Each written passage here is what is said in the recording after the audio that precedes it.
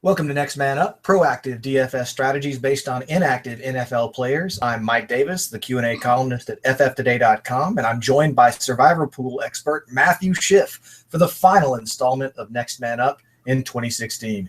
Happy New Year's Eve, Matthew. I know you learned something about the tight end position in Week 16 that you wanted to comment on, so fire away. Yeah, I was shocked. Normally when you go flex player, what are you thinking? Flex player, you usually go a running back, dual threat, try to fill in. And in fact, I've done that most of the season. Last week, however, a number of DFS tickets that I saw that were winners were tickets that had Travis Kelce. I mean, he went off like crazy, over 30 points last week. Yep. But that was a tight end play that was not always a tight end play. They ended up putting him in the flex spot or putting him in the tight end spot and then having Antonio Gates, who needed the 2 touchdowns. This week, he still needs 1. And as such, I start my tickets off with that exact play. My middle ticket includes Aaron Rodgers and Jordy Nelson as the combo that we always talk about over the last season. Right. I expect the Sunday night game to be a shootout. And as such, the only guy who I expect to really get the ball other than Anquan Bolden, and I think he's a great play at about $3,800, I just couldn't figure out how to put him in one of my tickets, is Golden Tate, and I've got him across 2. Then what I did was I said, look, if I'm going to go very, very expensive, I got to find a way to lighten up on my defense. And I said, well, I'm going to take a crapshoot in the lower side of the defenses. I'm going to take the Rams against the Cardinals and hope that they hold out. Ha! Okay, that's interesting, and I'm going to want to get back to you on Golden Tate because he's my featured receiver of the week, and I don't have a very compelling reason why, but I'll explain that in the context of the show. I want to quickly review my featured players from last week. I had just one winning ticket, Matthew. I don't know if I had a chance to explain this to you. Just one of my 4 tickets was in the money last week, but the thing about it was in the money before the Monday night game started, and this was my Matthew Stafford ticket. And I expected Stafford to have the strong game against the Cowboys. And so I had some great players on that ticket. I had Lev Bell. I had Cameron Meredith. I don't remember everybody. I had a solid tight end. Everybody scored enough points that even before Matthew Stafford and Golden Tate started playing, I was already in the money. And I thought, boy, I'm going to sail up the ranks in this final game. And, of course, Matthew Stafford has a disappointing game, and the Cowboys played a lot better than I expected. So that was a real disappointment that my featured quarterback was the one who let me down. At running back, I was confident about Jordan Howard smashing the 100-yard mark. He did, but he never found the end zone, and he was on almost all my tickets, and his scorelessness hurt me. And I took my chances on 2 Steelers because of various offensive injuries. One was tight end Jesse James, who finished with just 49 yards and no TDs, even with Ladarius Green out. The other was Eli Rogers, who racked up 90 yards, but he was worth playing. He was worth playing because he was so cheap, but his failure to find the end zone was disappointing. So let's try to do better with this week's featured players. And here's a reminder of the 3 self-evident principles underlying the player selection process at Next Man Up. 1, it's better to operate with more information than less, so we go out of our way to let the latest injury news influence our lineups. 2, the backups who fill in for injured stars are often thrust into high-volume situations that aren't reflected in the pricing on DFS sites like DraftKings. And 3, for tournament play, plugging in no-name backups who may come out of nowhere is an easy and effective way to achieve differentiation from the crowd. So before I plow into my featured players, why don't you take us through the details on the ticket that you find most interesting, Matthew? Actually, I built it around 2 different matchups. One, I wanted to take advantage of the number 1 running back combo that I thought would play out this week. So that kind of gave me a twist on where am I going to go with quarterback wide receiver. And so I take you through the first ticket, which is Matt Castle, Le'Veon Bell, Rashawn McCoy, Devontae Adams, Rashard Matthews, Kenny Stills, Delaney Walker, Jaquez Rogers, which is, I'll explain that one, and the Cardinals D when I explained that I was playing the Ram D on another ticket. When you explain Jaquez Rogers, you're going to be explaining my featured running back of the week, probably for the exact reasons that I like him. So why don't you start there? Okay. think about what they've got there. First off, we found out why Doug Martin is now out, or was now a healthy scratch last week. He's banned for 4 games because of a substance. They think it's drugs. So he's going to rehab for that. Right. As such, Cameron Brate is on IR. The only offensive weapon is Mike Evans. They're going to double team him. Yes, he's going to get his looks. He's going to get his touches. But somebody has to carry the rock and give a swing pass outlet. And Rodgers is really good at that. So I see him getting the full load in Tampa, and they have got to win to get in. They're a 1 o'clock game. Nothing else matters. Win, and then they wait. This game is in control. Okay. That's why I – Okay, the only qualifier I want to throw in there is Tampa needs a lot of things to go exactly right for them to get in, including a tie. It seems like such a long shot that I'm not sure that's much of a motivator. Probably, maybe somewhat, but everything else you said, I'm 100% on board with.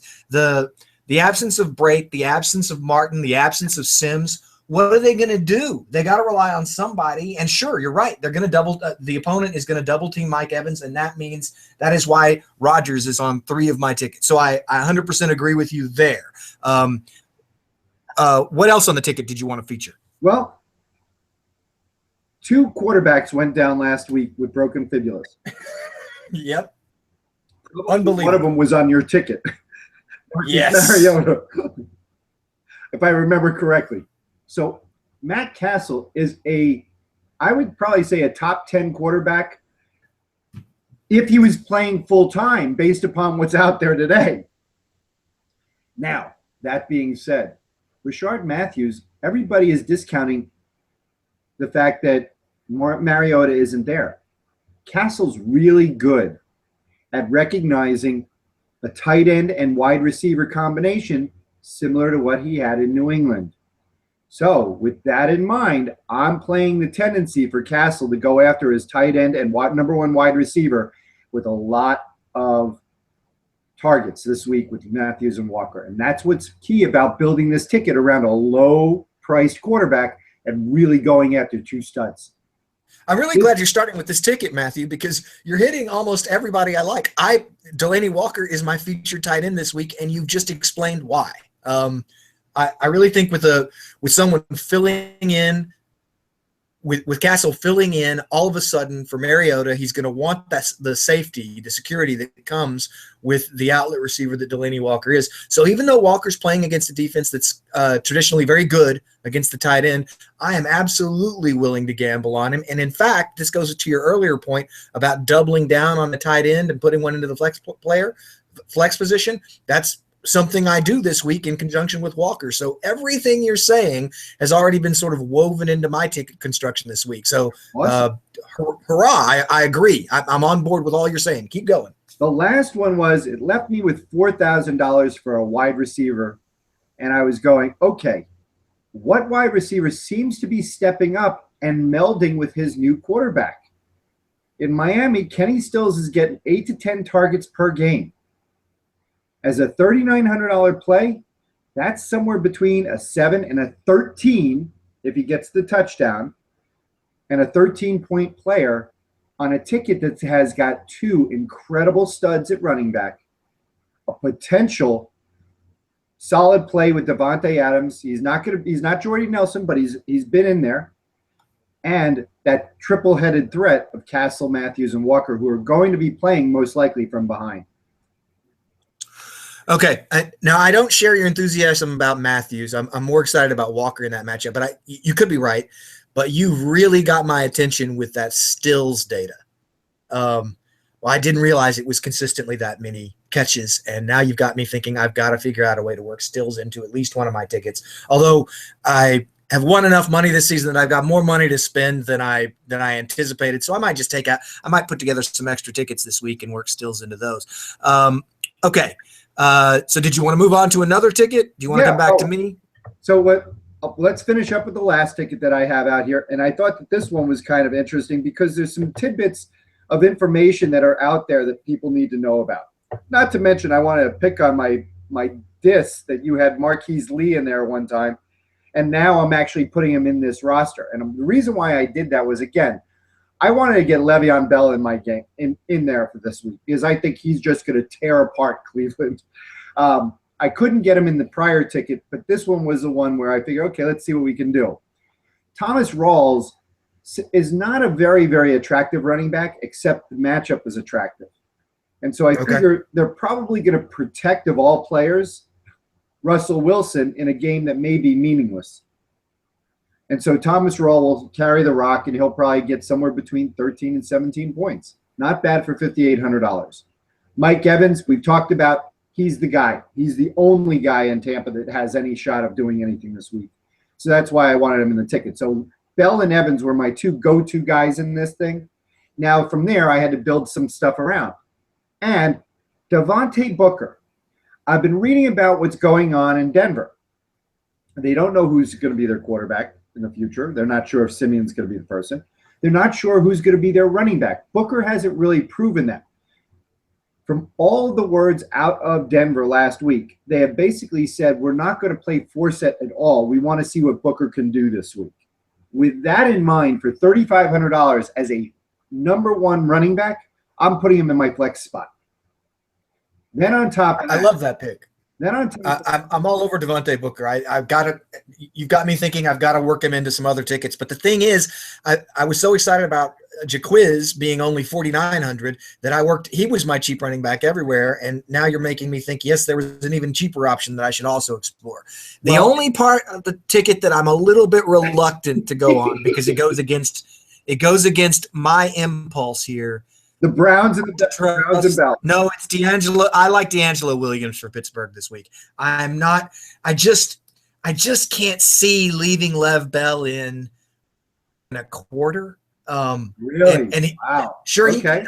he could do a tremendous amount of damage. But if I had D'Angelo Williams on my bench and he was healthy again after the rough sort of injuries he's overcome this season, and considering how well he played at the beginning of the season in relief of Lev Bell, I would absolutely unleash Williams. If I'm Tomlin, I'm going to unleash Williams on the Browns this week. And that's just guess. You know, I mean, the thing, coaches and owners have to say what they're going to say to get people to show up, fans to buy tickets and show up in week 17. And I get it.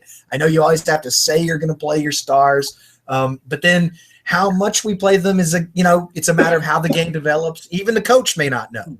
But my bet is D'Angelo Williams ends up playing at least 2 quarters, maybe 3, and he will tear the Browns up. So that's why I've got him on a couple of my tickets. That's.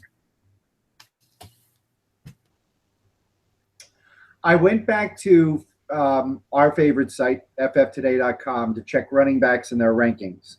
And one of the things is, I don't see Bell being listed right up there, right off the bat. I think that's part of where your philosophy comes from. Right. Impacted me. Although you'll also see that FF Today doesn't have Williams ranked very high this week either. I mean, I'm playing a hunch here. I'm playing my gut. Well, if we're going to do that, if we're going to go based upon tendencies, and again, fantasy football, both head-to-head and DFS, is all based upon predictability about points and being able to get those points and then have a guy break out 1 or 2 places. With that in mind, your number 1 and number 2 running backs, they're saying, is Johnson and McCoy. McCoy, I definitely agree with. That's why he's in my prior ticket. I think we both agree about Jaquiz Rodgers. Devontae Freeman, Atlanta versus New Orleans. Atlanta really needs to still play. They do. They have something to play for. Sure. Right. So, but that's still running back by committee. Then you start going down the list. They've got Ezekiel Elliott, who I don't think gets past this first half and plays against Philadelphia in the second at all. Ty Montgomery, I agree with you. Not even close. Derrick Henry, I agree with what you're talking about. So let's go back to my ticket. So if we're going to play D'Angelo Williams, we now have Tom Rawls in here. Tom Rawls is not in the top of the second tier. They're saying that he's somewhere in the 3rd or the 4th tier, in fact. And where they have the Rawls listed? Seattle. Just looking at this. Okay, they have Alex Collins running back instead of Thomas Rawls.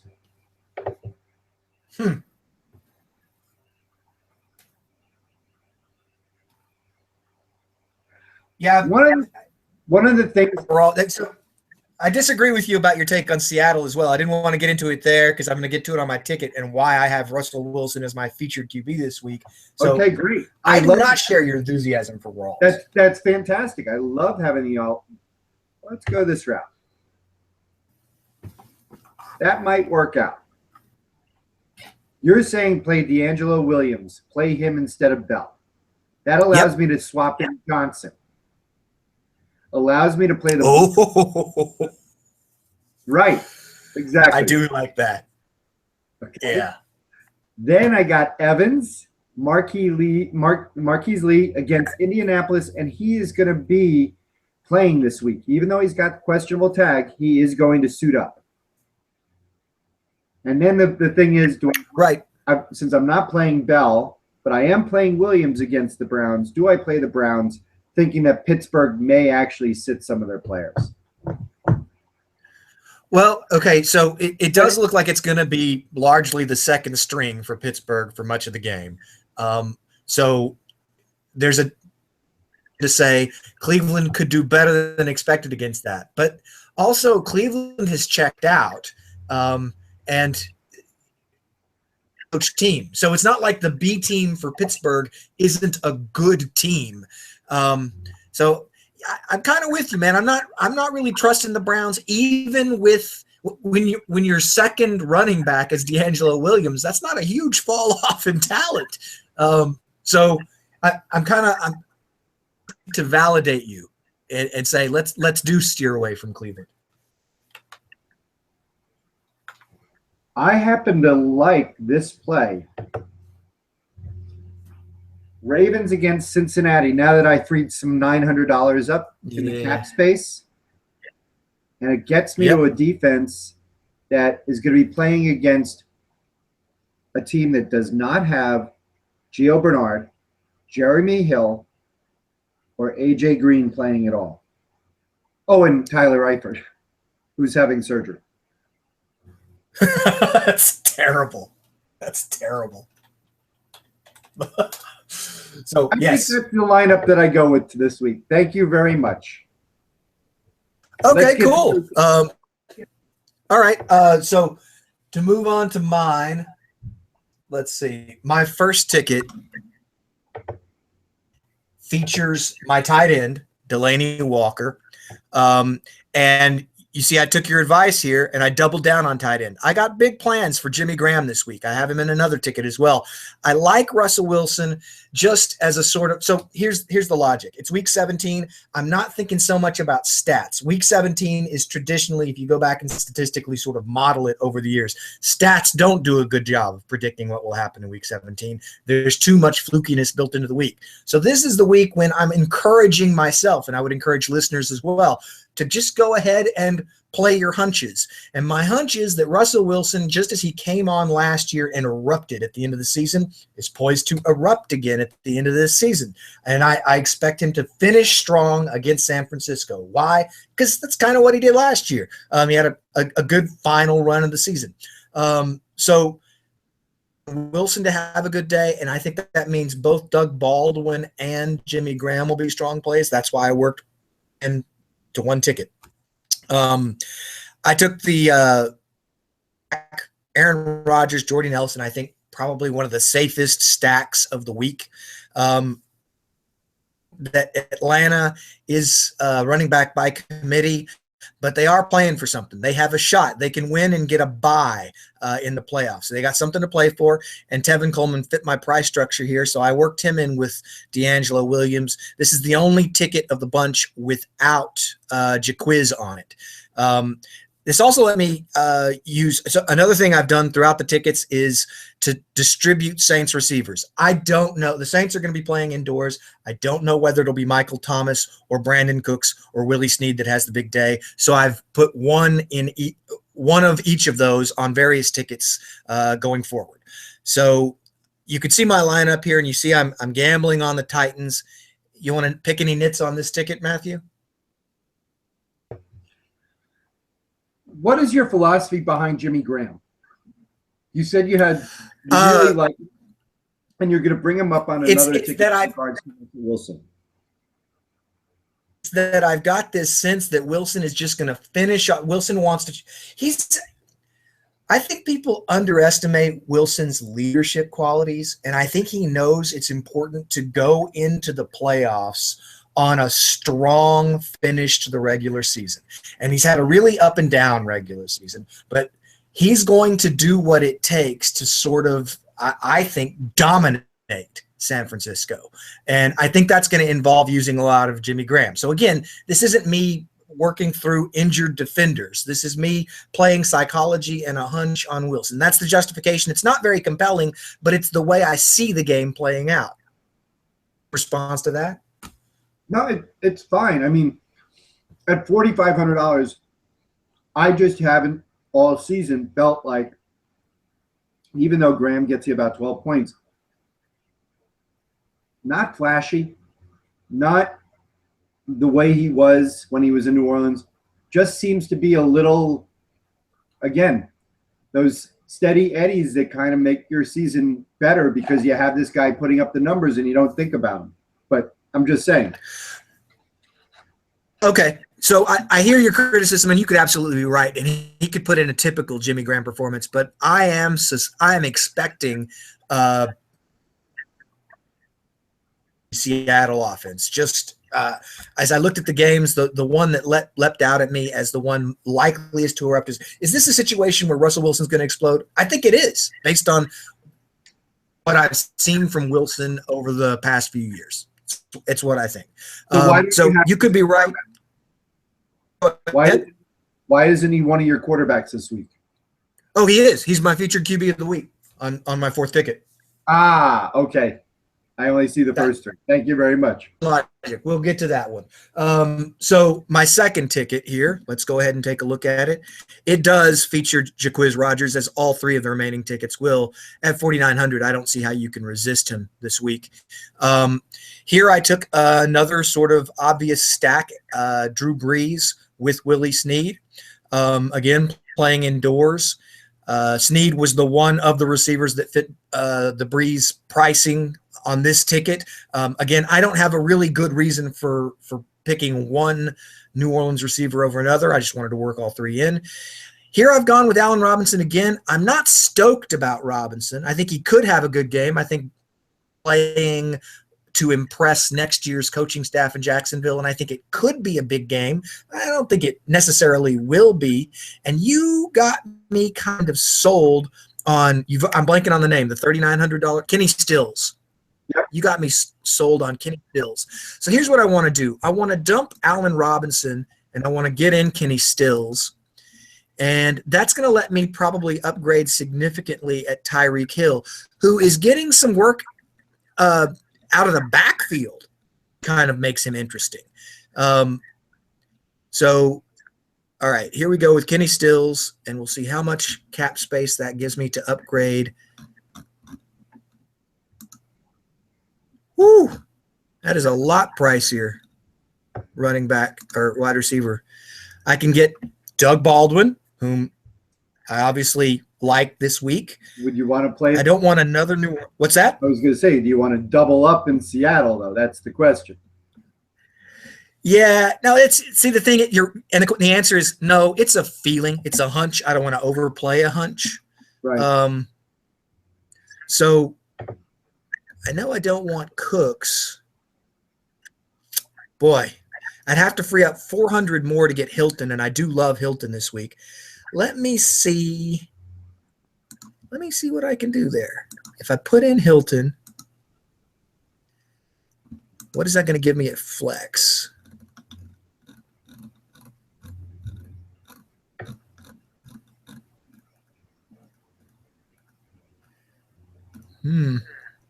I don't dislike Tim Hightower at flex this week. I think I know people are steering away, but I don't dislike him This week 17, actually, Tim Hightower is one of the players who finished in the top 5, one of the running backs who finished top 5 last year in week 17. People forget what happens in week 17. What do you think about that play? What you're looking at is actually, I don't mind the theory behind Hightower. What I want you to think about, and maybe this is the spot that you do it, is there are teams that are right now, and I'm telling you, listen to the chatter of what's going on at each team. They're looking for their players for next year. They're playing their backups, the guys who they think are going to be the studs next year. If there's this is where you've seen, and Arian Foster get a little peek of what he was going to do the following year. And all these really cool players, running backs and wide receivers that have been promoted from the practice squad, listen. Right. That may be, if you really wanted to go for those big studs that you knew were going to go for it, and you said, okay, this is a ticket I want to build around, but you want to find a $3,000, $3,500, $4,000 player, find that guy that is now thrust into the forefront. Booker hasn't proven that he can do it. That's a risky move by me. Booker, in this case, is being told, you're going to get the rock. You either make it or break it with this. How much is Booker? Booker was $3,900. Oh, yeah? Maybe he's not in this slate of games because I don't see him. It's always possible. I played all 16 across the 3. I said I wanted to have 3 straight runs this week with the same game. Yeah, okay. I hear your logic, though. It's just something to throw out to the listeners because they should be aware of it. It's one of those boom or bust things, and it's wonderful if you hit that boom because that's when you get thrust up the boards. Okay, well, I'm putting Hightower in because I don't seem to have Booker available, but I'm going to work on getting Booker into another ticket, no doubt about it. Okay, so on my third ticket, my featured player here is Golden Tate. And again, this is about a hunch. Stafford has had 2 bad weeks in a row. And, of course, he's got the hand injury, the finger injury, and maybe that's going to keep affecting him. But the game between the Packers and the Lions has playoff implications in that the winner will become the division winner and have more favorable matchups going forward in the playoffs. So they're playing for something, which is why I love – you can see I have Aaron Rodgers as one quarterback. Is it a quarterback in one ticket? Matthew Stafford is another. I'm drawn to this game. I've got a feeling that after 2 bum weeks, Stafford and Tate are going to put it together at home to win the division and finish 2016 by sticking the landing. Just a feeling. Wait a second. You're actually on board with my survivor pick this week? I am. I'm 100. I love maybe your survivor pick is what's swayed me. Yes, because you wrote it so emphatically. You wrote – this is the Lions will win. This is not a misprint. Right. So, yes, I guess that crawled into my consciousness earlier this week and has been stewing around. Maybe that's what makes me think this is going to happen. But I do. And you can see I've picked another Saints receiver, Brandon Cooks. Here I've got – this is the running back tandem that I'm almost most excited about for the week. Jaquiz Rodgers and D'Angelo Williams. That is a hyper affordable pair of running backs, and I think realistically they could finish as the number 1 and 2 running backs this week. I'm not kidding. I really believe they could finish 1 and 2. So you put them together with the Stafford Tate stack. You throw in Brandon Cooks. You see I've got Devontae Adams in, counting on a big game between Green Bay and Detroit. And then, of course, you see Jimmy Graham yet again, Ty Montgomery. You can just see I've gone all out with Packers-Lions in this game. Okay, so this is a ticket that's a 4 o'clock evening slate game. This looks fantastic. The way I would play this ticket is in that spot alone. It's great. New Orleans, Brandon Cooks game, is that a 1 o'clock? I think it may be, and no, this is the same slate as the other game, so it's not restricted to that. But that's a great idea, Matthew. I think I think if you played that's a slate that's restricted to that includes just a handful of games in the Detroit Green Bay game. Just loading up on Detroit and Green Bay is a great idea because it does seem poised to be an explosion of offense. Okay, and so now let's go to the final ticket, and here you will see my featured quarterback of the week, Russell Wilson. I've stacked him with Doug Baldwin and Jimmy Graham, going all out here. Taking a chance on, you mentioned earlier, Zeke riding the pine for a lot of the game in Dallas since they can't get anything out of winning. So why not gamble on Alfred Morris playing? And I've paired him with D'Angelo Williams as my running back tandem, but there you can see down in my flex position, there's Rodgers yet again. And I've thrown in some, real high-profile receivers here. Mike Evans can have a big game. Hasn't been great the past few weeks, but is always capable of it. And, of course, Tyrell Williams, the Chargers, you never know that they're up and down, but remarkably consistent at being productive. So I am certainly willing to gamble on Williams. Yeah, I'm going to give you some statistics, though, on that one. Okay, go ahead. First and foremost, last week we were talking about 2 touchdowns against Cleveland, and he's the record tire, for Tony Gonzalez. This week, he actually could get 2 touchdowns against Kansas City. Doubtful, but he could. And I'm going to tell you, unfortunately, Kansas City defense against Phillip Rivers is going to be probably a good play, number one. 2, okay. And the reason why is he's going to try to force the ball, not to Tyrell Williams, but to Antonio Gates just to get him the record this year. Gates is saying he's going to come back, but he may not have an option. You have persuaded me, and certainly if I go with Kenny Stills again, and I'm still excited about Stills, that will free up a lot of capital for me to upgrade elsewhere, but I don't know that I want to upgrade elsewhere. I like this. This is a weird melange of running backs. Well, you've got an interesting ticket there between the 2 value plays and running backs. So the question is, how do you take advantage of that to maximize, the value out of the extra dollars that you have? Right. But you do not have, in fact, in DFS, you do not have to use all $50,000. You could use $48,500 and still win.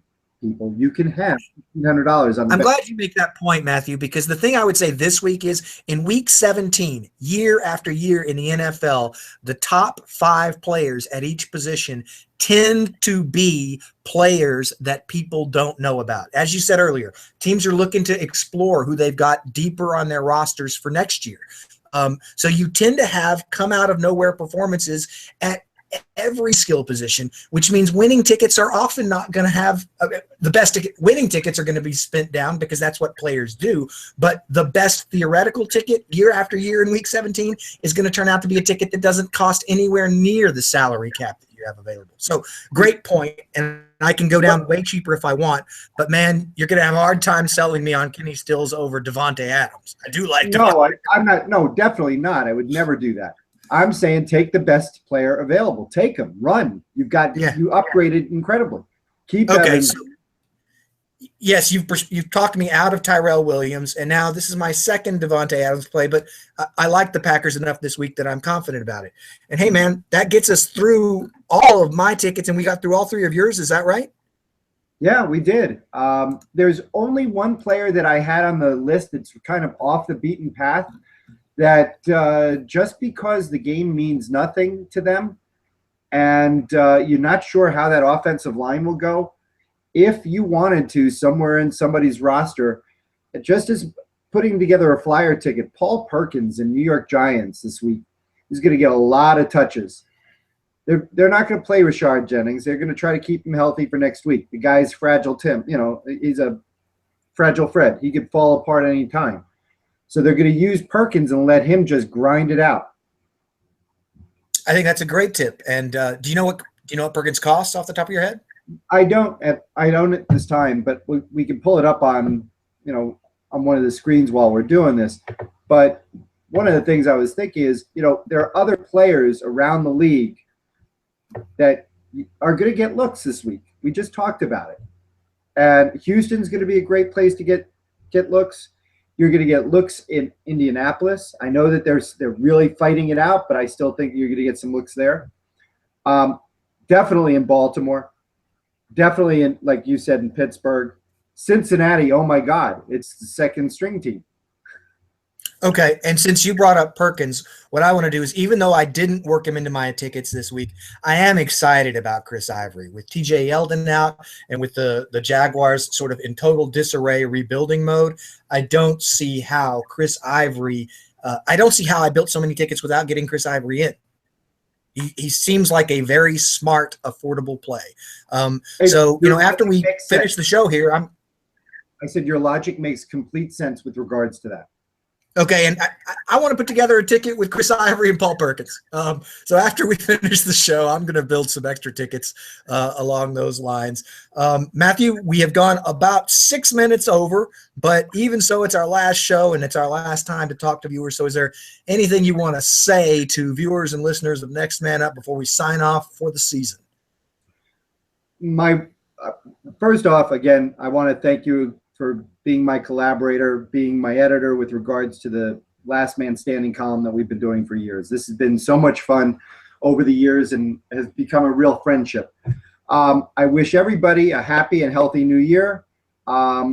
Should you make it to midnight +1, that means that you've avoided the curse of 2016 like most of the entertainers this day. But 2017 is very optimistic for a lot of people. With regards looking back to 2016 and this specific show, Next Man Up, my record for the year has just been about even based upon my tickets. Nothing great, not big losers, just barely breaking through. But again, this is my first year playing in the DFS type world. So I don't know about you, Mike, but this has been a lot of fun. Yeah, it has been fun, Matthew. And I really appreciate you taking the time to not only collaborate with me on the column each week, but to do this little extra show that we do. It has been a treat to just sort of, get our feet wet in this DFS thing. And it has been mainly the thing that I've tried to focus on throughout the season with Next Man Up is having fun, sort of predicting some game narratives, putting a little bit of money on the game so that there's that extra juice, that extra excitement, and seeing how your bets come out. And what you want to do is win enough to keep playing. You're not trying to line your retirement nest with what you've done. And so right now I'm a few dollars under where I started, but we win some, we lose some, and we have fun every week doing the analysis. And of course, there's always that possibility that on the $1 bet, you're going to come up with a $500 payout. That's of course what you hope for. And who knows? Maybe this last week we'll see it work out for one of us. It has been a treat working with you for sure on this show, Matthew. And I hope the listeners have enjoyed what we've been doing as much as I have. So for Matthew Schiff and Next Man Up, this is Mike Davis signing off.